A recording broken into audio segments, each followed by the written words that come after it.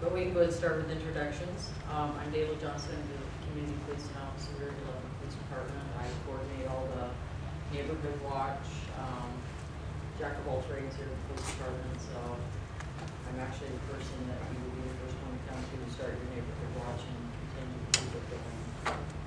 And I'm Jaleesa. I volunteer, and I'm also currently doing an internship for my bachelor's degree. We're going to give you kind of an overview of what Neighborhood Watch is. We're going to talk a little bit about Nextdoor, which is fairly new to people. It's kind of, it's a cohesion together, so it's a partnership together with Nextdoor and Neighborhood Watch. What you guys all have is something in common. You want to keep your neighborhood safe, and that's what Neighborhood Watch is all about.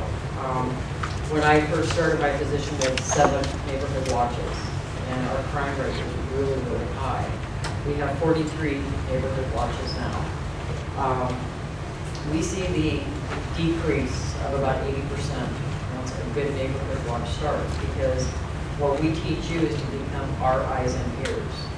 So when you're watching your home and your neighbor's homes, you're calling us at every moment that you see something amiss in your neighborhood. And that's really important for us, because when we only have 3 officers on, they can't be everywhere 11 at once.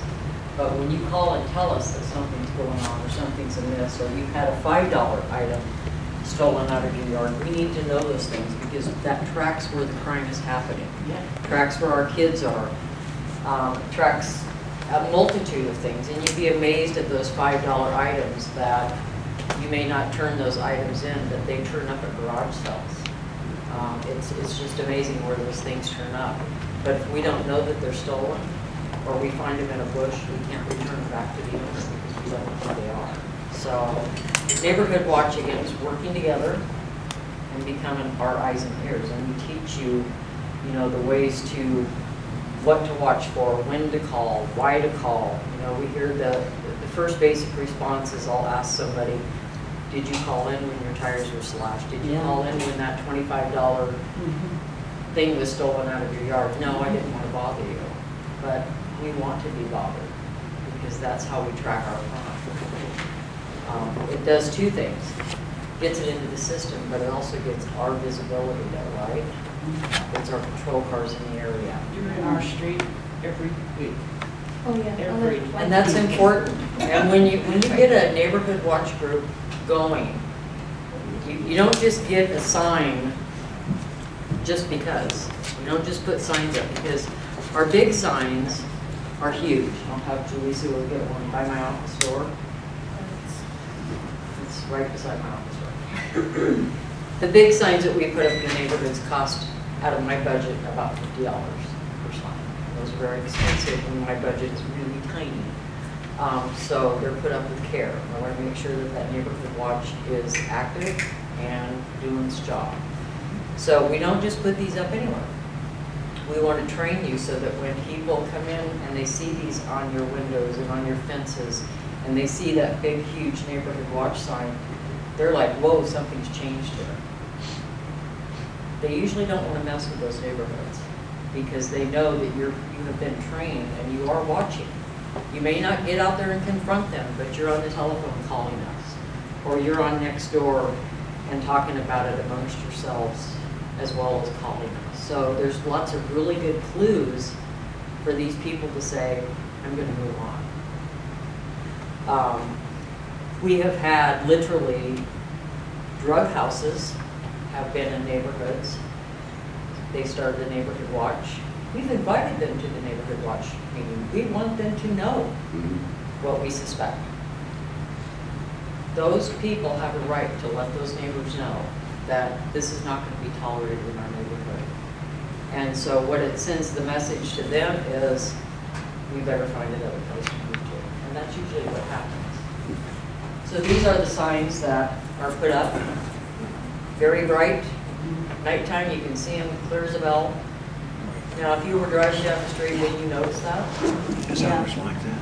And the bad guys do notice those things. They notice these going into the windows. They notice there's another little tag when you mark your items, which is another thing that we talk about, which is project identification. when that tag goes up next to your door. Not everybody gets one. But if you have your property marked, you're gonna have one of those tags, and let me tell you, they know that you've marked that property, and if they steal it, it's gonna be tracked. So that is what we can do for you, but what we need you to do for us is to work with us, be our eyes and ears, let us educate you on how you can make your neighborhood safer and better.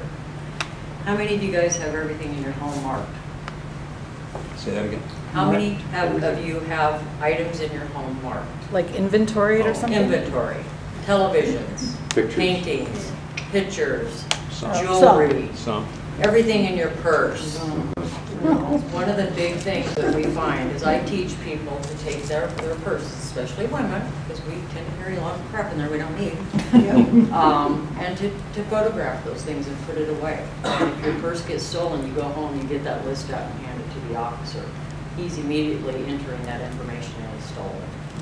We've had people literally, it takes days for them to go find those numbers to get back to us. Yes?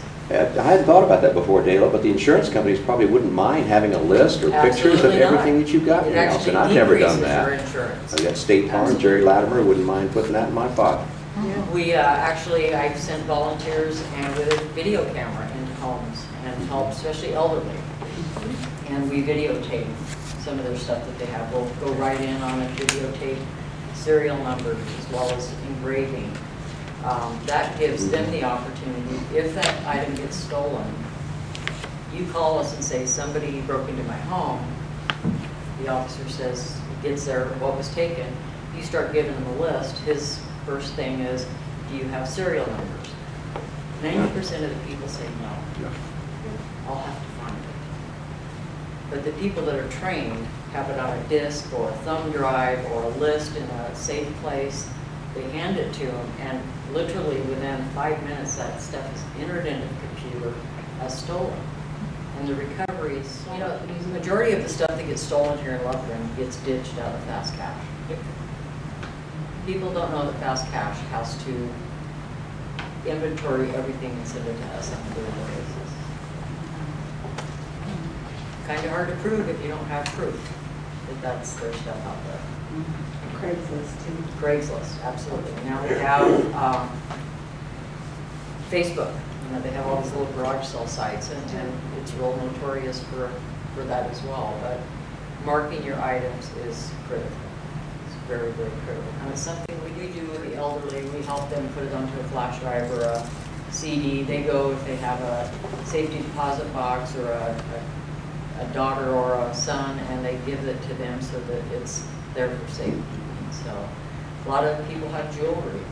Hard to mark jewelry, but we can sure as heck get a good close-up of that jewelry, and we can prove it if it ends up at fast cash the next day. But to get back to Neighborhood Watch, one of the biggest things to prevent people at nighttime, what do you think that it is? Light. Exactly. Light, or any type of lighting is the best deterrent that you could have for your home. Well, loud dog. Lighting is the first. We actually, I can come out to residences and I actually do crime assessments. I check lighting, doors, I check what kind of shrubbery you might have outside, I check inside. I do a thorough inside-outside check of your residence and give you suggestions of how you can improve your home safety. And you would be amazed at the people that don't have lights, or they're afraid to turn that front light on because it might cost a few extra pennies. Yeah. And that's all it is just pennies. Lighting, when you have the street light out, if you give me a call, I have a backdoor number, I can have that light fixed the same day. Part of the Neighborhood Watch too is I go and I drive these neighborhoods at night. And I check and see if you're complaining that the lighting's not good. I go check that, because if the city needs to put in more lighting, I have to base my recommendations on what I'm seeing and what I'm trained to do and give them to the city and look at the neighborhood. Again, when neighborhood watches start, I like to come and look at the neighborhood and just kind of get an idea. I also map the neighborhood for future Map Your Neighborhood. It's the Map Your Neighborhood for our emergency preparedness. We actually get people prepared for when that day is going to be here soon, I'm sure. to prepare you on how you can, which is part, again, of what I do here, is to teach and educate people on preparing their neighborhoods for when that disaster. So we go out and we teach neighborhoods how to survive as neighborhoods together, not just one, but working together as neighborhoods to help each other to survive. Because if we're all realistic in that first, especially 2 to 3 days, we're going to be really busy helping the people that need the help the most. And we can train these neighborhoods to keep themselves contained and working with each other to keep each other safe. And on a really healthy type thing with make sure they have water and all that they need, then we can do our job here a lot better. So, yes. What do we do to get one of those big signs? Yeah. Start neighborhood watch. Small signs are good if that's all you have. Yeah. Or if you're positioning them in between a couple of big ones. But again, the cost, you know, my budget's very tiny per year, so I have a $5,000 budget. So when you start adding these at $50 a whack, that doesn't leave me much for anything else, does Well, it? you get us one of those, I'll use the pole, I'll put the cement in the ground, I'll set it on a Public pole. Works actually will come in and do that. Cool. They'll come in and do Cool. all Even the- better. Can neighbors pitch in and buy one themselves? Absolutely, absolutely. But Yeah. Public Works will come in, they'll do the locates, and they will place everything. Cool. So they're really good about it. We understand the lighting at nighttime. What can we do during the daytime because these burglars and people are getting more and more bold? They are absolutely very bold, and they're When breaking somebody in. comes to your door and offers a service, they aren't always who they say they are. Well, first of all, there's a city ordinance, just so you know, that there's a city ordinance that people cannot go door to door soliciting.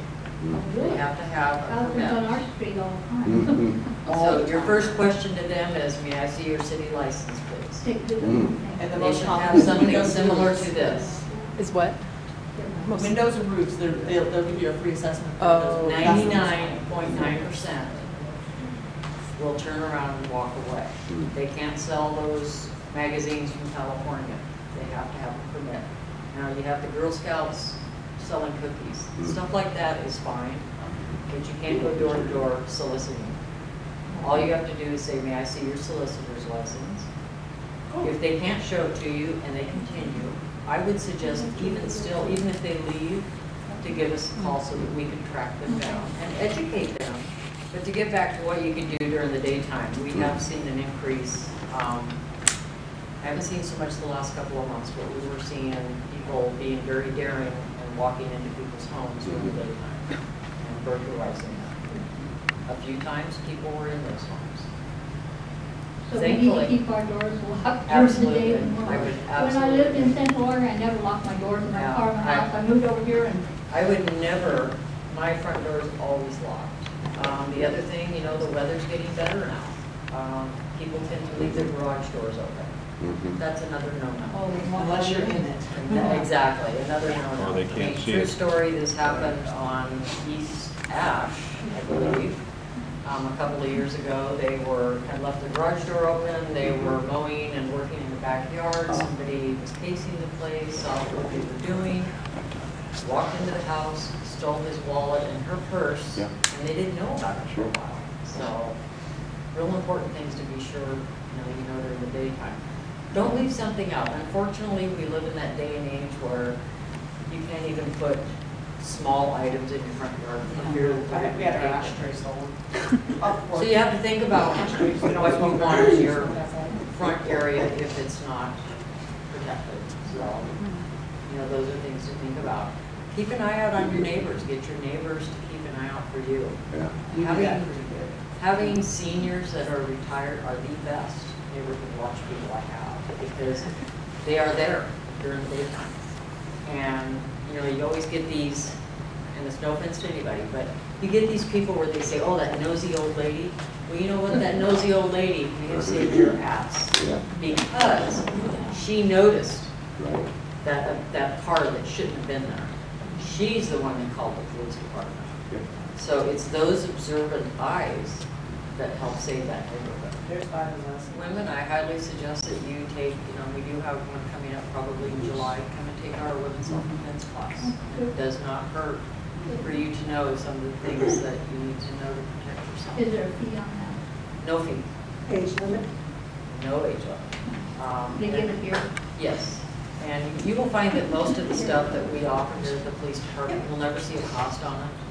You know, our neighborhood watch nothing that I know of costs that we give back to the public. So we want to make it accessible, no cost, because we want, your safety is what we're concerned about. So the more neighborhoods you can get, you know, the more neighborhood watches that you can get out there, that, again, you may not have a meeting every month, but you're active within yourselves. And that's what I really like about this program, because I can go in and watch what you guys are all saying, which is really cool. Yeah, and I mean, I was eventually going to ask this question. I don't know if you had more you wanted to present first anyway, but okay, so if we say, yeah, we want to start a neighborhood watch, I mean, I can assume that we would say, okay, let's meet now, but I guess I don't know, like, at the meeting, what's the first thing we want to do? Do we want to call you and have you come? Or? So what would happen basically, your first real good, because you have different groups in here, is that you say, okay, we want to start a neighborhood watch. You need to find a captain or two captains, somebody who's going to be able to take that responsibility to report to me. The captain basically is just the one that comes and works with me.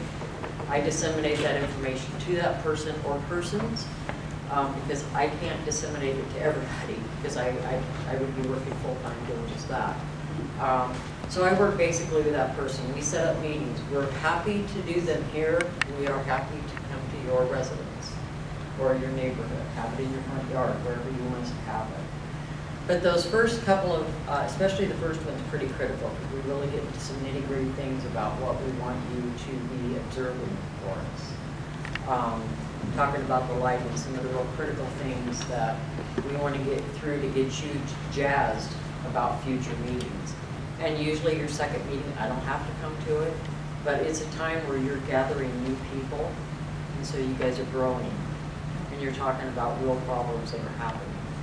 Also at that first meeting, I'm also observing and hearing some of the issues that you're having, so that I can hopefully help solve those problems. If there's lighting, if there's traffic problems, we can help solve those. And to let you know what we offer here at the police department. We offer a lot. Okay, cool. This can be used just as good, because I have seen people on there asking about different services offered in Lebanon. Yeah. Hey, where can I get this, or where can I get that? So those things are really, really good. Well, I've had four people in my apartment complex on the Carolina have signed up, and I know I need 8 more. Do I have to invite just the people in my that neighborhood area, or can I invite anybody else that's in the just We have to go within that map, and that's what your map looks like. They'll bring up a map when you want to do invites, and you can invite them by email, or you can invite them by card, and the card will be... I think next door is a good thing. I mean, you can't beat free, number one. You can't beat that it's secure. Yeah. You can't get that anywhere else. No. And information is power. Absolutely. And the more that you get out there and the more people you invite and you say, you need to join next door. Spot checked here of what it is, and you know that you have great purpose with next door, good privacy, safety is great, and they have good guidelines. And that's what next door, it's just an offset of neighborhood watch. If you choose not to do a neighborhood watch, that's your choice. I would suggest doing both. It's not going to hurt to do both, because that's doubling up your power. You're doubling up your power with your partnership with the police department and your partnership with your neighbors. So the more that we can get that word out to these people that are stealing and doing all the things to us that we don't want them to do, the more they're not going to want to be here. So we have to run them out. You know, the other thing is, you know, you were talking about drugs, and drugs tend to initiate a lot of our crime here in Lebanon. Meth is not our big problem right now, heroin is. And again, getting that information, having as a neighborhood watch group, or just a group that comes in like you are tonight and have our detectives come in and talk to you about narcotics. It's good information to know what's out there, why it's out there, the signs. There's just so much information out there, and it's so abused. It's like prescription drugs, which is why we have a drug box out here. Because if we can save one kid from overdosing off of prescription drugs, then we've saved one person. So there's just a lot of really bad things out there. The more we can educate the public, the better off we are. Can you tell us a little bit about the Citizens Academy?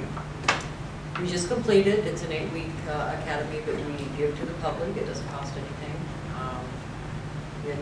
We try to give every aspect, and it's not as much as we certainly would like to. But we start with how to be a police officer and what it's like to be a detective, and any aspect, police, patrol, detectives. We had a canine in here. So any aspect that's involved with law enforcement, we want to give you the kind of an insight feature of what we do and why we do it. You know, we get a lot of complaints from the public about, well, why do you do this and why do you do that? If you realized why we do what we do, and the 12 hours or long shifts that these guys work, there's a lot of stuff placed on their shoulders. Thank you so much. You're welcome. Teaches you what burglary and theft and what all the different things are, because, you know, I dispatched for 17 years and we would have people call, I just got robbed, you know, and you're like, you know, your first thing is somebody just put a gun to your head, and so you have to figure it out. Were you robbed, or, well, I just got home and somebody's been in my house. So that's a big difference to us. Big difference. So we want to teach you those things so that you, again, become our eyes and ears and give you the knowledge that you need. And also, I think it's really nice having come here tonight too, is to know that the police, to notify them for stuff, you know, because that's I never think of that. I mean, that's really awful, but I don't. So I would think of it, I got robbed or something. But I didn't. I didn't think about a little, Those the little $25 items. So when we, You know what I when we mean? get called because somebody found that little $25 item in their bush, and we bring it into our property room, and you'd be amazed at how much stuff we have in our property room that we can't account for who it goes to. So we have to take it up and sell it after it's been here for so long. Yeah. So if we knew that your item, our guys are really good and our dispatchers are really good, they see that something's been stolen and something's been recovered similar to it, it starts clicking. Yeah. And so they'd say, oh, didn't we just have that $25 frog? A green frog was just stolen out of somebody's yard? Yeah. This might be it. And so you start matching. And again, we don't know if it hasn't been recorded, so and that's pretty important to report. Part of the, you know, just even like part of the whole neighborhood thing, the whole community, you know, of that. It's pretty important too, if you've got somebody, again, if it's something in your gut tells you it's not right, it's probably not. If it's 2 o'clock in the morning and you hear somebody walking down your street, is that normal? No. You need to call us. Yeah. Absolutely. And let me tell you, 99.9% of the time, that person warrants there's something going on. We've actually had people that have had their coats crammed from busting into cars. Yes. So you see that, something says, man, that just isn't right. Nobody walks down our street at 2 o'clock in the morning. Didn't we get our car busted in? There's a suspicious person going down the middle of the street. What's it going to do? It's going to get us into your area. Yeah. So what's the next step for us here if we want to get this going? You need to contact me, get with some of your neighbors, and let's get one going. Let's get one going.